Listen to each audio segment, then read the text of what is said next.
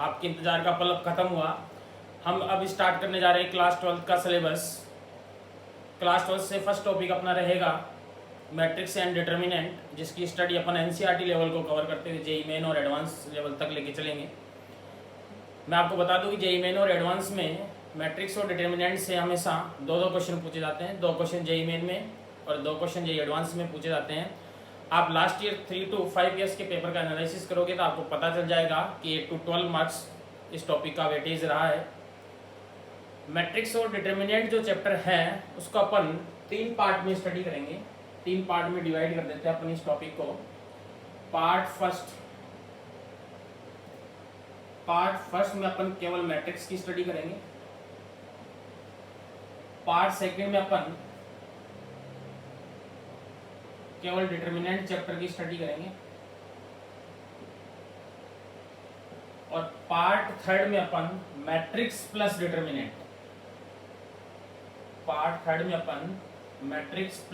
Determinant chapter की study करेंगे। देखिए पार्ट थर्ड है वो इम्पोर्टेंट भी है और मैट्रिक्स का जो कुछ पार्ट है वो with the help of determinant solve होगा, जिसकी कई इंपॉर्टेंट प्रॉपर्टीज है। क्वेश्चन जनरेट जेईई मेन और एडवांस में बेसिकली इन 2 पार्ट से ही होता है। इस पार्ट का वेटेज रहेगा इन 2 पार्ट को समझाने के लिए। इसका जितना भी बेसिक पार्ट है इसमें मोस्टली बेसिक पार्ट कवर होगा जो इन दोनों पार्ट में आपकी बहुत सारी हेल्प करेगा। अब अपन स्टार्ट करते हैं मैट्रिक्स। देखिए बेसिकली अपन थोड़ा बहुत मैट्रिक्स के बारे में जान लेते हैं कि मैट्रिक्स क्या होता है। तो देखिए मैट्रिक्स सिर्फ एक अरेंजमेंट है। मैट्रिक्स क्या आपके पास सिर्फ एक अरेंजमेंट है, अरेंजमेंट ऑफ नंबर्स। मैट्रिक्स क्या है आपके पास? मैट्रिक्स आपके पास arrangement of numbers, arrangement of function and arrangement of vector. Vector quantity के अरेंजमेंट को भी आप मैट्रिक्स में ले सकते हैं। नंबर्स जो हैं आपके पास वो रियल भी हो सकते हैं और कॉम्प्लेक्स भी हो सकते हैं। मैट्रिक्स के अरेंजमेंट में आप रियल नंबर को भी यूज कर सकते हो, कॉम्प्लेक्स नंबर को भी यूज कर सकते हो और अपन कुछ अल्फाबेट के सिंबल्स को भी अरेंजमेंट में यूज करेंगे। तो arrangement of numbers, symbols, function and vector, ये जो है वो मैट्रिक्स में देखेंगे अपन। मैट्रिक्स बेसिकली क्या है? Arrangement of numbers, function and vector.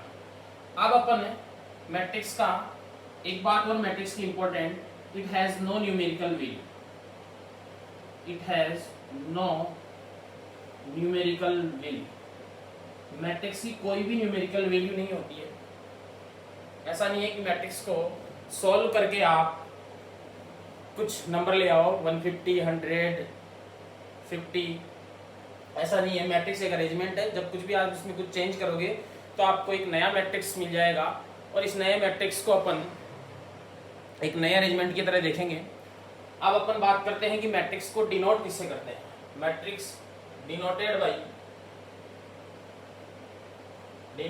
Capital alphabet. Matrix को अपन हमेशा capital alphabet, capital A, capital B and capital C से यूज कर सकते हो आप। दूसरी बात, ये जो अरेंजमेंट है आपको वो किस टाइप की फोटो में दिखेगा, तो देखिए आपके पास फोटो ऑफ मैट्रिक्स की बात करें अपन, फोटो ऑफ मैट्रिक्स की बात करें तो मैट्रिक्स का जो अरेंजमेंट है वो 3 टाइप से कर सकते हो आप। इस क्लोज ब्रैकेट में जो भी अरेंजमेंट होगा वो मैट्रिक्स में काउंट होगा। स्मॉल ब्रैकेट में भी जो अरेंजमेंट होगा वो भी आपके पास मैट्रिक्स में काउंट होगा और 2 वर्टिकल लाइंस के बीच जो अरेंजमेंट होगा वो भी मैट्रिक्स में काउंट होगा। बेसिकली ये 2 सिंबल्स हैं वो आपको आईआईटी के क्वेश्चंस में देखने को मिल जाएगा। ये दोनों सिंबल आईआईटी में यूज हो चुके हैं। मोस्टली 99% जगह आपको एनसीईआरटी एंड ऑल एग्जाम्स में आपको ये सिंबल ज़्यादा देखने को मिलेगा। आपको इस सिंबल में और इस सिंबल में कंफ्यूजन नहीं होना चाहिए। 2 सिंगल वर्टिकल लाइंस के बिटवीन जो अरेंजमेंट होगा वो डिटर्मिनेंट में काउंट करेंगे। वो किस में काउंट करेंगे अपन? डिटर्मिनेंट में काउंट करेंगे। और 2 वर्टिकल लाइंस के बीच जो अरेंजमेंट होगा वो मैट्रिक्स के अंदर काउंट होगा आपको। अब अपन आगे बात करते हैं मैथमेटिकल डेफिनेशन ऑफ मैट्रिक्स की। अब देखिए नेक्स्ट अपन बात करते हैं मैथमेटिकल डेफिनेशन ऑफ मैट्रिक्स की। तो मैथमेटिकल डेफिनेशन क्या है? रेक्टेंगुलर और square arrangement of mn elements in which m horizontal lines, in horizontal lines को अपन रो बोलेंगे, एंड n वर्टिकल लाइंस इनको अपन कॉलम बोलेंगे, is called m by n order of matrix. देखिए इस ऑर्डर को एक रीड करने का तरीका होता है, बेसिकली आपको दिख रहा है m क्रॉस n टाइप का, लेकिन इसको रीड करने का तरीका होता है m by n। कैसे रीड करेंगे अपन? m by n। मैट्रिक्स को कैपिटल अल्फाबेट से डिनोट करते हैं, तो मैंने एक मैट्रिक्स का अरेंजमेंट किया आपके पास। इस मैट्रिक्स के अंदर देखिए कुछ एलिमेंट्स का अरेंजमेंट है, mn एलिमेंट्स का अरेंजमेंट है। इस फर्स्ट हॉरिजॉन्टल लाइन को अपन बोलेंगे row first r1, second horizontal line को अपन बोलेंगे second row r2, third horizontal line को अपन बोलेंगे r3, और सिमिलरली ये रो हो जाएगी rmth। फर्स्ट वर्टिकल लाइन को अपन बोलेंगे C1 column first, second vertical line को अपन बोलेंगे column second, third vertical line को बोलेंगे third column, similarly Cnth column. ठीक है, इस कॉर्नर में आपके पास जो लिखा हुआ दिख रहा है यह है m by n। हमेशा अपन इस कॉर्नर में मैट्रिक्स का ऑर्डर लिखेंगे। ये क्या है? Order of matrix. Order of matrix की स्पेशलाइजेशन देख लीजिए आपके पास। इसमें स्पेशल क्या है कि हमेशा आप m को पहले लिखेंगे और n को बाद में लिखेंगे। m रिप्रेजेंट कर रहा है नंबर ऑफ रो को, number of row, n represent कर रहा है नंबर ऑफ कॉलम। तो ये ऑर्डर फिक्स रहेगा, पहले नंबर ऑफ रो को लिखेंगे, फिर नंबर ऑफ कॉलम को लिखेंगे। और आप देखोगे तो ये जो लास्ट नंबर का जो सफिक्स है mn, ये लिखा हुआ है m क्रॉस n। आगे बात समझे। रो क्या होगा? Horizontal line. देखिए फर्स्ट हॉरिजॉन्टल लाइन है तो हर एलिमेंट का सफिक्स 1 है, यानी ये जितने भी एलिमेंट्स लिखे हुए हैं इनमें जो ये सफिक्स है नीचे वाला जो नंबर है, ये हमेशा इसमें फर्स्ट जो नंबर होता है वो रो को रिप्रेजेंट करता है, और सेकंड जो नंबर होता है, देखिए ये 2 नंबर है, ये सेकंड कॉलम को रिप्रेजेंट कर रहा है। सेकंड कॉलम में जितने भी एलिमेंट है उनके सफिक्स का सेकंड नंबर 2 है। थर्ड जो कॉलम है उसके सफिक्स में सेकंड जो नंबर लिखा हुआ है वो सबका 3 है। तो फर्स्ट नंबर रो को रिप्रेजेंट करेगा और सेकंड नंबर कॉलम को रिप्रेजेंट करेगा। जैसे एक एग्जांपल लेके मैं बताऊंगा आपको, A23। इसको रीड करने के 2 तरीके हैं। आप रो के अकॉर्डिंग भी रीड कर सकते हो और कॉलम के अकॉर्डिंग भी रीड कर सकते हो। इसको अगर मैं रो के अकॉर्डिंग, तो रो कौन सी है? सेकंड। तो मैं बोल सकता हूँ third element of second row. देखिए आपके पास ये रो सेकंड का कौन सा एलिमेंट है? ये वाला एलिमेंट उठाया मैंने, तो ये सेकंड रो का कौन सा एलिमेंट है? थर्ड। या आप ऐसे भी रीड कर सकते हो कॉलम के according, second element of third column, ऐसा भी रीड कर सकते हो आप। देखिए थर्ड कॉलम के अंदर जाइए और सेकंड एलिमेंट में चल जाइए, आपको 1 2 3 मिल जाए। अब बात करते हैं जो मैंने रेड के अंदर मार्क कर रखा है, ये हमेशा प्रिंसिपल डायगोनल एलिमेंट होते हैं। प्रिंसिपल, इनको बोलेंगे प्रिंसिपल डायगोनल एलिमेंट। इनकी डिटेल में चर्चा अपन स्क्वायर मैट्रिक्स में करेंगे। इनमें क्या खास होता है? इनमें दोनों नंबर इक्वल होते हैं, 1 1 2 2 3 3। प्रिंसिपल डायगोनल एलिमेंट की क्या खासियत होती है? इनमें दो सफिक्स के दोनों नंबर इक्वल होते हैं, सेम होते हैं। इसकी डिटेल में चर्चा अपन स्क्वायर मैट्रिक्स के अंदर करेंगे। सेकंड देखिए आपके पास ये जो जितने भी डायगोनल के ऊपर एलिमेंट लिखे हुए हैं, इसमें IIT JEE के क्वेश्चन के अकॉर्डिंग एक स्पेशल बात है। क्या कि इनके सफिक्स में जो नंबर लिखा हुआ है, first number is less than to second number. इसका जो फर्स्ट नंबर लिखा हुआ है वो हर जगह देख लीजिए सेकंड नंबर से लेस देन आएगा। यानी फर्स्ट नंबर को अपन, मैं कोड दे रहा हूँ I और कॉलम वाले को दे रहा हूँ J, तो हमेशा फर्स्ट नंबर जो I है वो लेस देन रहेगा J से। ये जो डायगोनल के नीचे जितने भी एलिमेंट लिखे हुए हैं, इन सब एलिमेंट्स में देखिए फर्स्ट नंबर ग्रेटर देन है सेकंड नंबर से, यानी I की वैल्यू J से ग्रेटर देन रहेगी। I और J के बारे में बता देता हूँ। ये जितने भी जो एलिमेंट होते हैं, हर बार अपन इस मैट्रिक्स को जो है, हर बार जो अपन इस मैट्रिक्स को है, इतनी बड़ी मैट्रिक्स नहीं बनाएंगे अपन, इसको इन शॉर्ट में भी रिप्रेजेंट कर सकते हैं। इन शॉर्ट में कैसे रिप्रेजेंट करेंगे वो देख लीजिए। इन शॉर्ट के अंदर अपन इस मैट्रिक्स को A और इन सब जितने भी एलिमेंट्स लिखे हुए हैं मैट्रिक्स के अंदर, इनको अपन एक कॉमन कोड दे देंगे A I J। अपन इनको कॉमन कोड दे देंगे। और यहाँ पर आ जाएगा मैट्रिक्स का ऑर्डर m/n। आई किसको रिप्रेजेंट करेगा? ए आई जे क्या है? Element of matrix, element of matrix. देखिए मैट्रिक्स में जो भी लिखा मैंने A11, A12, AN3, इनको अपन मैट्रिक्स का एलिमेंट या मैट्रिक्स की एंट्री बोल सकते हैं। एंट्रीज ऑफ मैट्रिक्स या एलिमेंट ऑफ मैट्रिक्स बोलेंगे अपन इनको। आई हमेशा फर्स्ट वाला नंबर हमेशा किसको रिप्रेजेंट करेगा? रो को। सेकंड वाला जो नंबर है वो किसको रिप्रेजेंट करेगा? हमेशा कॉलम को रिप्रेजेंट करेगा। तो देखिए आई की जो वैल्यू है इसमें, इस मैट्रिक्स में आप देखिए आई की वैल्यू 1 से लेकर कहाँ तक हो सकती है? m तक। ये जो ऑर्डर है यहाँ पर अपने को पता चलेगा रो कितनी है? m रो है, तो i की वैल्यू 1 से लेके m तक जाएगी। सिमिलरली j की वैल्यू 1 से लेके n तक जाएगी। i and j belongs to natural number. ऐसा नहीं है कि रो और कॉलम की वैल्यू फ्रैक्शन में होगी, कभी भी फ्रैक्शन में नहीं होगी। Natural number complete positive integer होगा। अब इसके अंदर अपन बात करते हैं एक इंपॉर्टेंट ऑर्डर के बारे में बता दिया। एक इंपॉर्टेंट चीज है टोटल एलिमेंट्स। टोटल एलिमेंट्स कितने होंगे इस मैट्रिक्स में?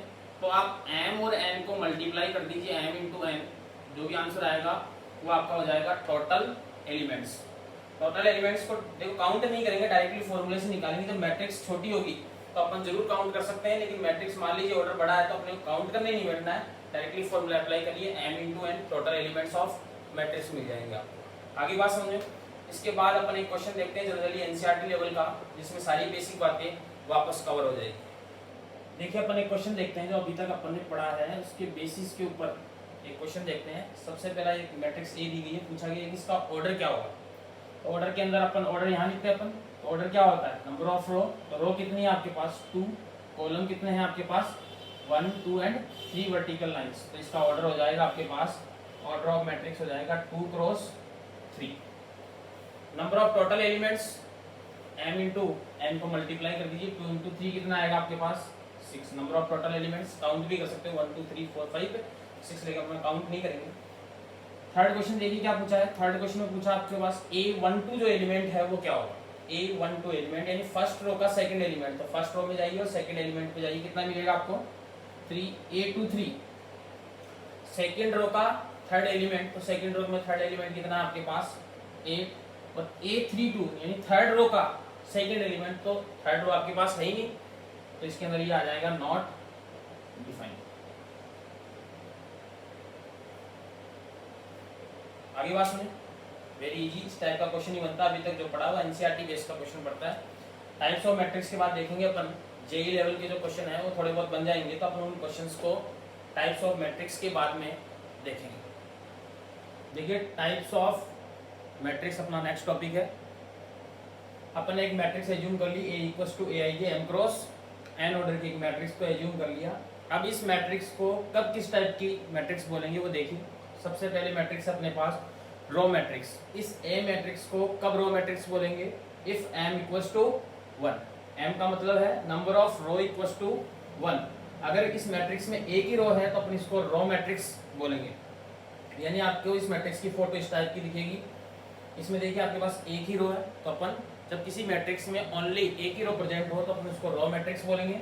सिमिलरली अगर किसी मैट्रिक्स में एक ही कॉलम है यानी इक्वल्स टू 1 तो अपन इसको कॉलम मैट्रिक्स बोलेंगे। इसकी फोटो इस टाइप की दिखेगी, एक ही वर्टिकल लाइन है तो अपन इसको कॉलम मैट्रिक्स बोलेंगे। थर्ड देखिए आपके पास, थर्ड है आपके पास रेक्टेंगुलर मैट्रिक्स। इस A मैट्रिक्स को कब रेक्टेंगुलर मैट्रिक्स बोलेंगे? m not equals to n। अगर number of rows not equals to number of columns तो अपन इस मैट्रिक्स का नाम रखेंगे रेक्टेंगुलर मैट्रिक्स। रेक्टेंगुलर मैट्रिक्स को भी दो पार्ट में डिवाइड किया गया है, horizontal matrix and vertical matrix. Horizontal matrix कब होगी?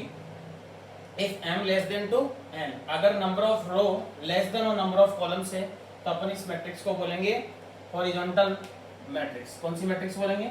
Horizontal matrix. देखिए ये आपके पास A मैट्रिक्स है, इस A मैट्रिक्स में देखिए रो लेस देन है कॉलम से तो अपन इसको बोलेंगे हॉरिजॉन्टल मैट्रिक्स। क्या बोलेंगे अपन इसको?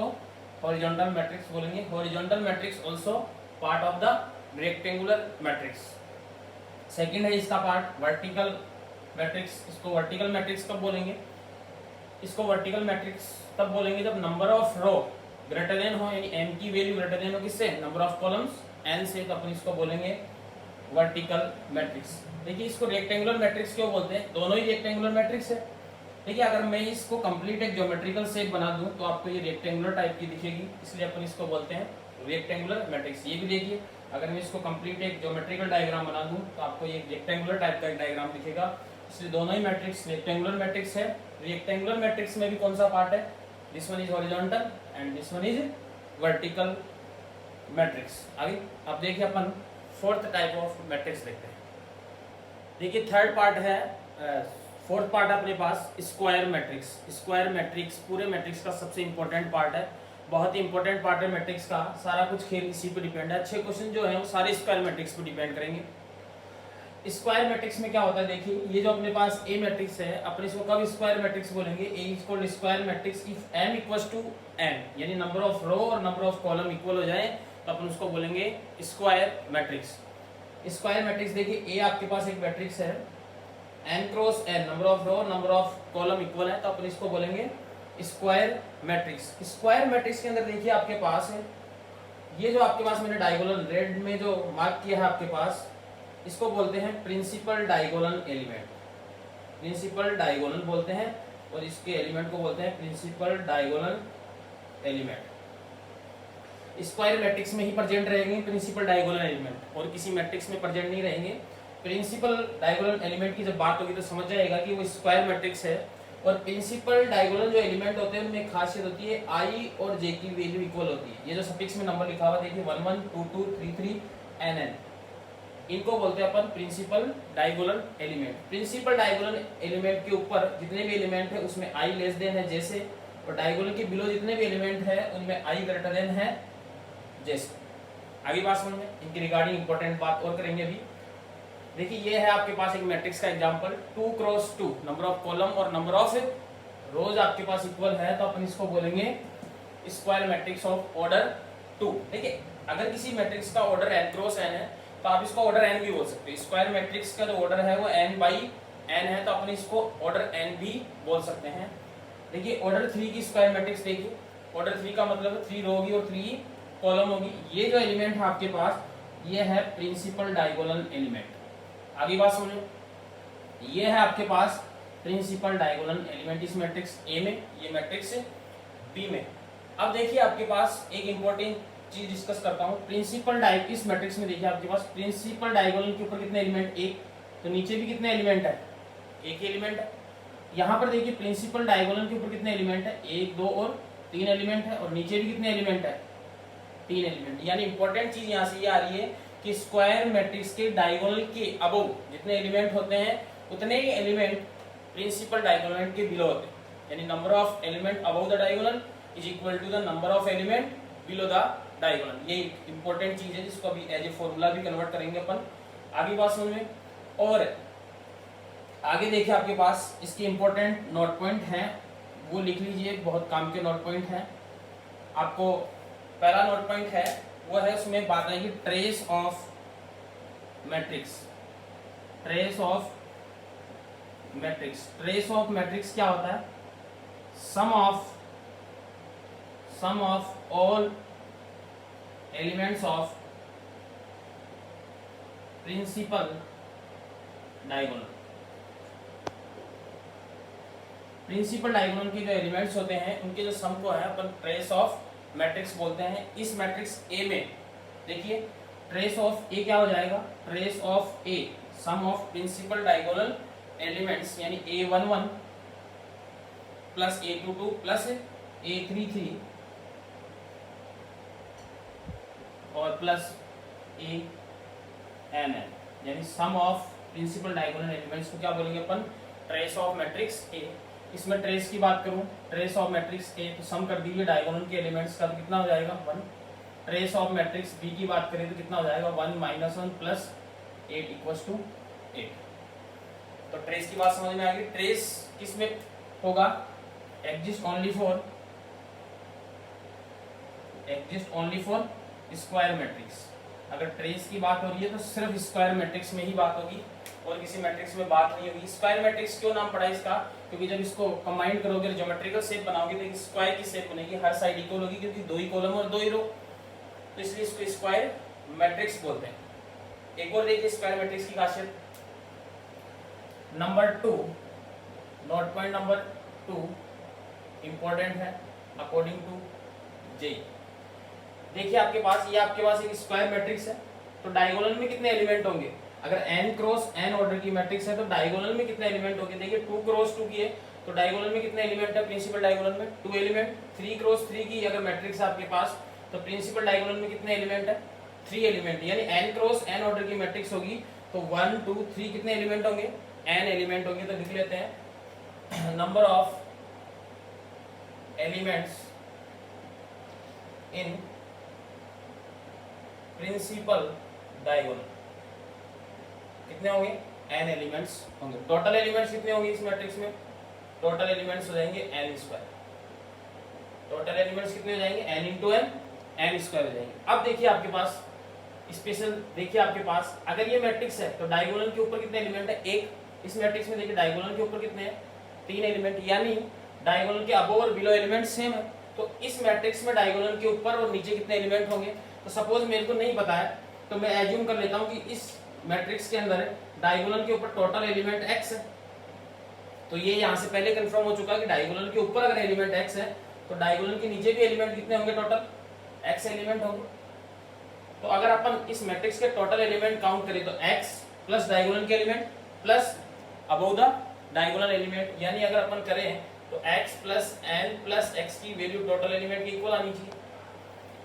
तो यहाँ से x की वैल्यू आ जाएगी n square minus n divide by 2, यानी x equals to n minus 1 divide by 2। यानी डायगोनल के ऊपर और डायगोनल के नीचे जो एलिमेंट्स हैं उनका फॉर्मूला क्या है? n into n minus 1 divide by 2। यानी नंबर ऑफ एलिमेंट्स अबव और बिलो डायगोनल प्रिंसिपल डायगोनल का फॉर्मूला क्या है? n into n minus 1 divide by 2। अगर ऑर्डर 3 है तो 3 इंटू 2 डिवाइड बाई 2, 3 एलिमेंट आएंगे डायगोनल के ऊपर और डायगोनल के नीचे भी कितने एलिमेंट आएंगे? 3। ये इंपॉर्टेंट चीज ही आपके पास, इसको याद रखिएगा। एज ए अच्छे क्वेश्चंस में अपन आगे भी इनको काम में लेंगे। देखिए आज का जो टॉपिक है वो अपन यहीं पे एंड करते हैं। और आप देखिए साथ में एनसीईआरटी की बुक को रखिए और साथ में इसको सॉल्व करते हुए चलिए। जेई के मेन के अकॉर्डिंग जो सीट है वो आपको अवेलेबल करा दी जाएगी। पीडीएफ आपको टेलीग्राम के थ्रू मिल जाएगी। आप टेलीग्राम का जो लिंक है वो वीडियो को डिस्क्रिप्शन में जाके ज्वाइन कर लीजिए टेलीग्राम चैनल को। वहाँ पर आपको सारी पीडीएफ्स अवेलेबल और नोट्स डीपीपी अवेलेबल करा दी जाएगी। और बाकी सब्जेक्ट की भी सिमिलर क्लास रहेगी आपके पास। आपके केमिस्ट्री में फर्स्ट टॉपिक जो है वो इलेक्ट्रोकेमिस्ट्री रहेगा। अरुण सर लेके आएंगे आपके पास अगला वीडियो केमिस्ट्री का। इलेक्ट्रोकेमिस्ट्री स्टार्ट करने जा रहे हैं वो। तो आप अपने बाकी सभी फ्रेंड्स को भी बोल दीजिए कि फिजिक्स केमिस्ट्री और मैथमेटिक्स के जो है जब तक लॉकडाउन है तब तक फ्री ऑफ कॉस्ट इस चैनल पे आप भरपूर आनंद लीजिए। पीसीएम की घर बैठे स्टडी कीजिए। जेई के लेवल के क्वेश्चंस की, या आपको एक बुक ले आइए जेई लेवल की, हम प्रिपेयर कर देंगे आपके पास कौन सी बुक लेके आनी है और सॉल्व करिए। Thank you.